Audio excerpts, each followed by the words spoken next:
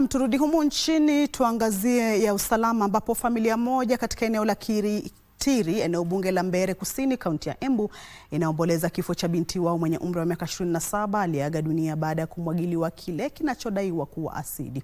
Marehemu Jacqueline Wanjiru anadaiwa kushambuliwa Jumamosi asubuhi akiwa kwenye pikipiki ya bodaboda akielekea katika soko la Kiritiri. Katika hospitali ya Embu Level 5, familia ya marehemu Jacqueline Wanjiru ingali inaomboleza kifo chake. Shambulizi la asidi dhidi yake siku ya Jumamosi ilimwacha na majeraha mabaya usoni, kifuani na sehemu ya chini ya mwili wake. Kidogo wakati wanaenda ku overtake, wakaenda wakaslow down. Kwenda kuslow down, moja kwa moja niliona kitu kimeruswa. Saidi sasa huyu mwenye nilikuwa nimebeba kikakuja kikamugonga, alafu hiyo nyingine kanimwagikia Saidi na ikamwagika hapa mbele. Sasa vile nilitoka kwa ward kufika hapa nikapata Jackie ameaga.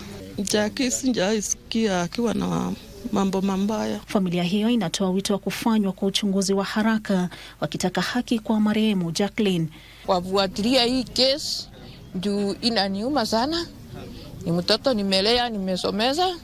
Ako na mtoto mmoja, sio mwesikia ni wa umri wa chini, haki yake ipatikane. Kwingineko, huzuni iligubika shule ya msingi ya Maburwa katika kaunti ndogo ya Tigania Mashariki, kaunti ya Meru, kwa maelfu ya waombolezaji wakikusanyika kwenye ibada ya wafu ya vijana 6 kutoka eneo la Amuthumba waliouawa na majambazi mapema wiki hii kwenye mlima Rasta.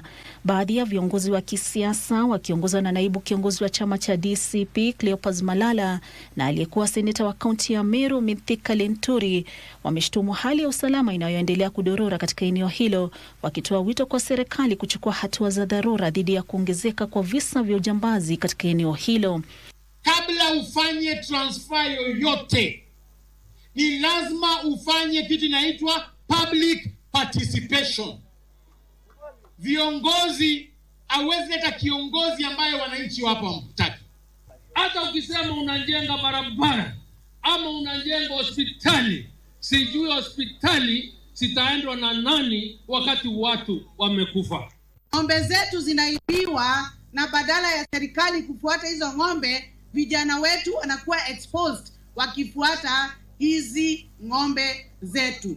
Vitengo vya usalama katika eneo hilo vimewahakikishia wakazi kujitolea kwao kufanya uchunguzi kuhusiana na mauaji hayo, huku vikitoa wito wa kudumisha utulivu.